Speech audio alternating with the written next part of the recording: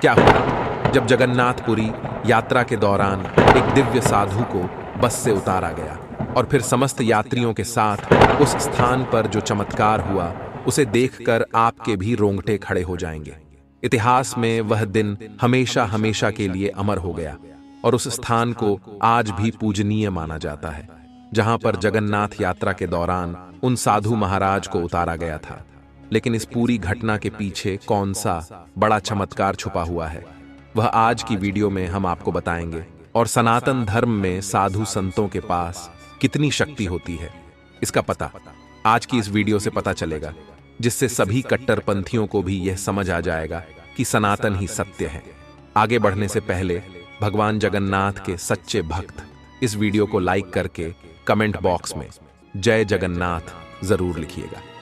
माना जाता है कि भगवान विष्णु जब चारों धामों पर बसे अपने धामों की यात्रा पर जाते हैं तो हिमालय की ऊंची चोटियों पर बने अपने धाम बद्रीनाथ में स्नान करते हैं। पश्चिम में गुजरात के द्वारिका में वस्त्र पहनते हैं, पुरी में भोजन करते हैं और दक्षिण में रामेश्वरम में विश्राम करते हैं। द्वापर के बाद भगवान कृष्ण पुरी में निवास करने लगे और बन गए जग के नाथ अर्थात जगन्नाथ। पुरी का जगन्नाथ धाम चार धामों में से एक है। यहाँ भगवान जगन्नाथ बड़े भाई बलभद्र और बहन सुभद्रा के साथ विराजते हैं। उड़ीसा राज्य बहुत बड़े क्षेत्रफल में फैला हुआ है, जहाँ अलग अलग जिलों से भगवान जगन्नाथ के दर्शन करने के लिए बस की काफी कम सुविधा थी, जिस वजह से साधु संत तो पैदल यात्रा करके भगवान जगन्नाथ की नगरी पहुंच जाया करते थे। लेकिन आम दर्शनार्थियों के लिए पुरी पहुंचना काफी मुश्किल था। लेकिन कुछ समय पहले एक बहुत बड़ी खुशखबरी सभी जगन्नाथ भक्तों के लिए आई। उड़ीसा के मुख्यमंत्री ने उड़ीसा के 30 जिलों से 80 स्लीपर बस जगन्नाथपुरी के लिए संचालित करी। पहले चरण में बसें 12 जिला मुख्यालय बोलांगीर, बारगढ़, गंजम, झारसुगुड़ा, कोरापुट, कालाहांडी, मलकानगीर, नबरंगपुर, नुआपाड़ा, रायगढ़, संबलपुर और सुंदरगढ़ से चलाई गई। बाद में इसे सभी 30 जिलों तक विस्तारित किया गया और जैसे ही इन जिलों से बस सुविधा शुरू हुई तो दर्शनार्थियों की लंबे कतारें लग गई, क्योंकि सभी लोग भगवान जगन्नाथ के दीवाने थे और उनके एक झलक पाने के लिए बहुत ज्यादा उत्साहित थे। उड़ीसा के एक जिले संबलपुर से स्लीपर बस 60 यात्रियों के साथ जगन्नाथपुरी के लिए रवाना हुई। तभी रास्ते में एक साधु महाराज पैदल यात्रा करते हुए जगन्नाथ मंदिर उड़ीसा की ओर जाते हुए दिखाई दिए। तभी बस कंडक्टर ने उन्हें हाथ दिखाकर बस के अंदर आने को कहा। उन्होंने उसके आग्रह को स्वीकारा और बस के अंदर आकर बैठ गए। जब बस लगातार जगन्नाथ मंदिर की ओर आगे बढ़ रही थी तो आधा रास्ता तय हो चुका था। संबलपुर उड़ीसा से पुरी जगन्नाथ मंदिर की दूरी 340 किलोमीटर थी। 200 किलोमीटर का रास्ता तय करने के बाद बस के सामने अचानक ही एक अवरोध आ गया। लैंडस्लाइड होने के कारण मुख्य रास्ता बंद हो चुका था। तभी ड्राइवर को यह सलाह मिली कि पास ही के जंगल का रास्ता आगे जाकर हाईवे पर मिलता है। अभी के समय में सभी गाड़ी उस रास्ते से ही मंदिर की ओर बढ़ रही है। तब ड्राइवर ने अपनी सूझबूझ दिखाते हुए बस को जंगल की ओर मोड़ लिया और अब बारी आई सभी यात्रियों से के पैसे मांगने की। इसके बाद सभी यात्रियों ने एक एक करके टिकट कटाया। इसके बाद बस कंडक्टर ने उन साधु महाराज से टिकट के पैसे देने को कहा। तब वह आश्चर्यचकित हो गए। उनका कहना था कि मैं तो तुम्हारे आग्रह पर बस के अंदर बैठा हूं, मेरे पास कोई पैसा नहीं है। साधु तो चलता भला, और मैं पैदल यात्रा करके ही जगन्नाथ मंदिर जा रहा था। लेकिन अचानक ही बस कंडक्टर को गुस्सा आ गया। उसने उन दिव्य साधु महाराज से कहा कि अगर पैसे नहीं हैं तो अभी के अभी बस से बाहर उतरो। उसके इतने कड़वे शब्द सुनकर भी उन साधु महाराज को बिल्कुल भी क्रोध नहीं आया। इसके बाद वे शांतिपूर्वक बस से उतर गए और फिर से अपनी पैदल यात्रा शुरू कर दी। लेकिन उस बस कंडक्टर को इस बात का अंदाजा नहीं था कि वह कोई साधारण साधु नहीं थे। उन्होंने कई साल साधना करके कई दिव्य सिद्धियों को हासिल किया था और अब एक ऐसा चमत्कार हुआ जिसने बस कंडक्टर के साथ साथ समस्त यात्रियों के भी होश उड़ा दिए। उन साधु महाराज को उस स्थान पर छोड़ बस फिर से आगे रवाना हुई। ड्राइवर को कहा गया था आगे जाकर जंगल का रास्ता हाईवे पर मिल जाएगा।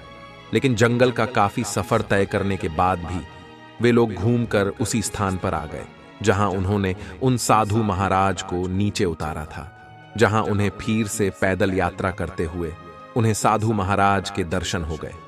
ड्राइवर ने पुनः बस को आगे बढ़ाया और इस बार पूरा प्रयास किया कि उन्हें सही रास्ता मिल जाए, लेकिन ऐसा लग रहा था मानो वह बस किसी भूल भुलैया का शिकार हो गई थी और बार बार अपना रास्ता भटककर उन साधु महाराज के आसपास ही आ रही थी, जहां सभी यात्री उन्हें पैदल यात्रा करते हुए बार बार दिख रहे थे। ऐसा तकरीबन 3 से 4 बार हुआ। बस स्वचालित वाहन होते हुए भी पैदल यात्रा करते हुए उन दिव्य साधुओं के पीछे ही थी और सही मार्ग नहीं ढूंढ पा रही थी। बस ड्राइवर निराश हो चुके थे। उन्हें कुछ समझ नहीं आ रहा था कि हमारे साथ आखिर ऐसा क्यों हो रहा है। तभी उन्हें एक बात का एहसास हुआ कि उन साधु महाराज की उपस्थिति में हमें बंद रास्ता होने के बावजूद भी मंदिर जाने का रास्ता प्राप्त हो गया। लेकिन जैसे ही हमने उन्हें इस बस से नीचे उतारा, उसके बाद से ही रास्ता सामने मौजूद होने के बावजूद भी हम आगे नहीं बढ़ पा रहे हैं। अर्थात यह उन साधु महाराज का ही चमत्कार है।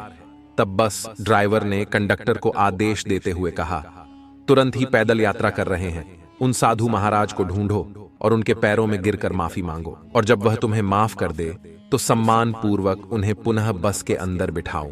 तभी हमारी बस जगन्नाथ मंदिर पहुंच पाएगी। तभी बस ड्राइवर थोड़ी दूरी पर पहुंचा तो उन्हें तो उसे वे साधु महाराज पैदल आगे बढ़ते हुए दिखाई दिए। वह उनके पैरों में गिर गया और उनसे माफी मांगने लगा।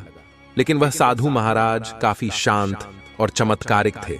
उन्होंने उस बस कंडक्टर को उठाया और एक बात समझाई कि भगवान के घर जाने के लिए भक्त को पैसों की जरूरत नहीं होती, जरूरत होती है सच्चे श्रद्धा भाव की। तो भगवान उसे खुद मंदिर तक बुलाने की व्यवस्था करते हैं। आज मैं तुम्हारी बस के माध्यम से जगन्नाथ मंदिर जाऊं या पैदल चलकर, मेरा मंदिर जाना तय है। लेकिन भगवान जगन्नाथ अपने भक्तों से बड़ा प्रेम करते हैं और तुमने उनके एक भक्त का अपमान किया है। मैं तुम्हारे साथ पुनः बस में चलने के लिए तैयार हूं, लेकिन मेरी 2 शर्तें हैं। पहली शर्त यह है कि आगे से तुम किसी भी साधु को आगे रहकर बस में बैठने का आग्रह नहीं करोगे, और दूसरी शर्त यह है कि जाने अनजाने में कोई भी साधु तुम्हारी बस के अंदर मंदिर तक जाने के लिए बैठ जाता है तो तुम उससे पैसों की मांग नहीं करोगे। इसके बाद बस कंडक्टर ने उन साधु महाराज की दोनों शर्तों को स्वीकार कर लिया और सम्मान पूर्वक वह पुनः उन्हें बस में लेकर आया और उसी सीट पर उन्हें पुनः बैठाया। तब वे साधु महाराज उसी सीट पर आंख बंद करके बैठ गए। सभी यात्री बहुत परेशान हो चुके थे क्योंकि वह जंगल की भूल भुलैया में फंस गए थे और मंदिर में आगे बढ़ने का कोई मार्ग नजर नहीं आ रहा था। तब उन साधु महाराज ने अपनी आंखों को बंद किया और अपने दिव्य दृष्टि से देखकर बस ड्राइवर को रास्ता बताने लगे। जैसे जैसे वह रास्ता बताते जा रहे थे, बस ड्राइवर बस को इस दिशा में ले जा रहा था। तकरीबन 30 मिनट का सफर तय करने के बाद आखिरकार वह भूल भुलैया से निकलकर हाईवे पहुंच ही गए। इसके बाद 4 से 5 घंटे में वे लोग जगन्नाथपुरी मंदिर पहुंचे। ऐसे भी सभी यात्रियों ने उन साधु महाराज का आशीर्वाद लिया, क्योंकि वह कोई साधारण साधु नहीं बल्कि दिव्य चमत्कारिक साधु थे। उनका नाम नित्य स्वरूपा महाराज था, जिनका आश्रम आज भी जगन्नाथपुरी मंदिर से कुछ ही दूरी पर बना हुआ है। जगन्नाथ मंदिर पहुंचकर समस्त यात्री व साधु महाराज बस से उतर गए और भगवान के दर्शन सच्चे श्रद्धा भाव के साथ किया। ऐसा माना जाता है कि भगवान विष्णु जी ने जब शरीर त्याग करने के बाद उनका अंतिम संस्कार किया गया, तब शरीर के एक हिस्से को छोड़ दिए उनका सारा शरीर पंच तत्व में मिल गया। कहते हैं भगवान श्री कृष्ण का दिल उस दौरान धड़धियाक रहा था, जो आज भी भगवान जगन्नाथ की प्रतिमा के अंदर सुरक्षित है। जगन्नाथपुरी में मिलने वाले प्रसाद को महाप्रसाद कहते हैं। ऐसा कहा जाता है कि इसके पीछे एक खास विधि का उपयोग होता है। इस प्रसाद की खासियत है कि इसे मिट्टी के बर्तन में ही बनाया जाता है। इसके अलावा ये प्रसाद गैस पर नहीं बल्कि लड्ढकी के चूल्हे पर तैयार होता है।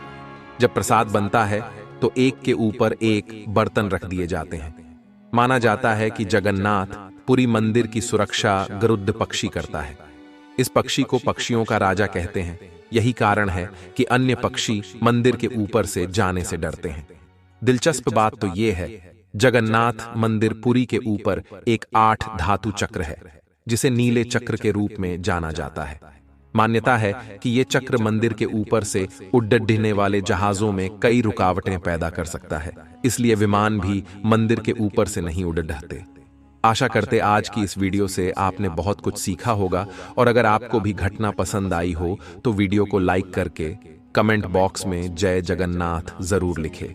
हमेशा ऐसी ही सत्य चमत्कारिक वीडियोस देखने के लिए हमारे चैनल को सब्सक्राइब करके बेल आइकन को जरूर प्रेस कर ले।